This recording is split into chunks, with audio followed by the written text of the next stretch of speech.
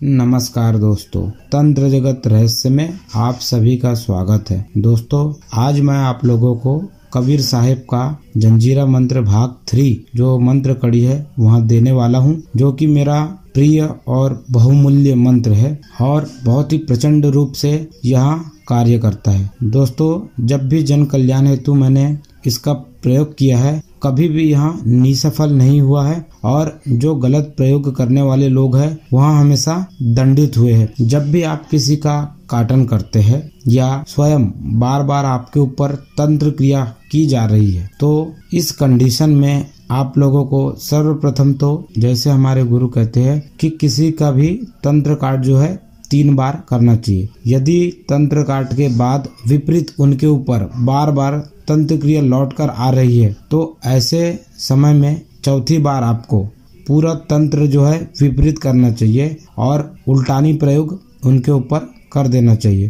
क्योंकि दोस्तों, जो टोन्ही और जो बुरे ओझा तांत्रिक होते हैं, यहाँ लोग अपने शक्तियों का घमंड लेकर बैठते हैं कि कोई उनका कुछ नहीं कर सकता। उस कंडीशन में जो है चौथी बार में उनकी सारी तंत्र क्रिया आपको लौटा देना चाहिए। तो तंत्र क्रिया मैं आपको बताने वाला हूँ कि किस प्रकार से आपको यहाँ प्रयोग करना है। पूरी विधि आपको अच्छे से देख लेना है। उससे पहले मैं आपको यहाँ मंत्र बता दे रहा हूँ जिसके माध्यम से आप यहाँ कार्य करेंगे। तो दोस्तों, मंत्र इस प्रकार है। जल बांधो जलाजल बांधो, जल के बांधो कीड़ा, 9 नगर के राजल बांधो, टोनी के बांधो जंजीरा, धर्मदास कबीर चकमक धूरी, धर के काटे जम के झूरी, काकर लौटाए मोर लौटाए और गुरु के लौटाए, धर्मदास के लौटाए से, जिहाँ से आए हस वहीं के वहीं चले जा, सतगुरु सत कबीर। यह मंत्र था। अब इसको चलाने का पूरा तरीका जान ले।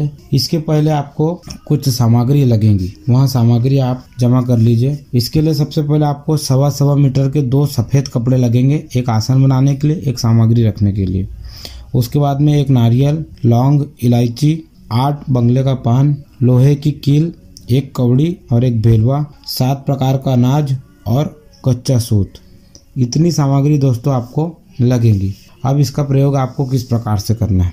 सबसे पहले आप तंत्र क्रिया पलटवार करने के लिए कोई भी पूर्णिमा का दिन ले लीजिए और इस क्रिया को आपको ब्रह्म मुहूर्त के समय करना है, जो कि रात 3 बजे से सुबह के 6 बजे तक के रहेगा। इस क्रिया को करने के लिए सबसे पहले आप पूर्व दिशा में एक आसन बना लीजिए। उसके ऊपर जो 1.25 मीटर कपड़ा आपने लाया वहाँ बिछा लीजिए। फिर एक चावल की ढेरी बना लीजिए। उसके बीच में आप एक दिया जला लेना है और एक लोटे में पानी भरकर वहीं आसन पे रख देना है। यह होने के बाद में आप दीपक जलाए। जिसका भी क्रिया करना हो उनको बुला लीजिए। उनको पूरी तरीके से स्वच्छ होके बुला लीजिए। उसके बाद में जो पान का पत्ता आपने लिया है वह पान का पत्ता ले लीजिए। एक बात का ध्यान रखना है, जो पान का आप पत्ता लेंगे उसकी जो डंठल होती है वहाँ साबुत होना चाहिए। उसके बाद में आटे का एक पुतली बना लेना है। उसके बाद में काजल से उनके आँख नाक मुँह आदि बना लेना है और हाथ और पैर जो जिस हिसाब से पुतली बनती है। उसके बाद में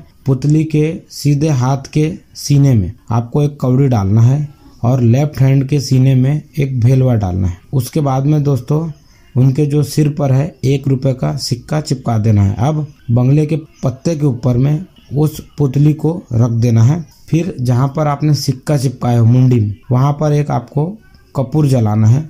कपूर जलाने के बाद में जो रोगी है पान के पत्ते का डंठल को सिर से लेकर पैर तक छुआते हुए जिसके ऊपर आपने पुतली रखा है वहाँ एक बार सिर से लेकर पैर तक उतारना है। और फिर जो मंत्र मैंने बताया हूँ उस मंत्र से लोहे की जो कील आपने रखी है इसको पहले आप मंत्र से अभिमंत्रित कर लीजिए।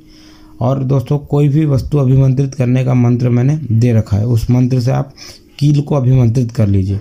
उसके बाद में जो भी मंत्र मैं आपको बता रहा हूँ उस मंत्र से कील को पढ़ कर सबसे पहले एक सिर के ऊपर डाले, उसके बाद में एक सीने में डाले, उसके बाद में दूसरे सीने में डाले, फिर दोनों हाथ में डाले और दोनों पैर में डाले और दोनों घुटने में डाले। इस प्रकार से दोस्तों आपको कील को चुभाते जाना है मंत्र पढ़ के। यहाँ कार्य हो जाने के बाद में फिर मैंने जो आपको बताया था 7 प्रकार का अनाज और 2 अगरबत्ती, लौंग, इलायची और 1 नारियल आदि सामग्री को एक एक करके 7-7 बार उतार के रखते जाना है।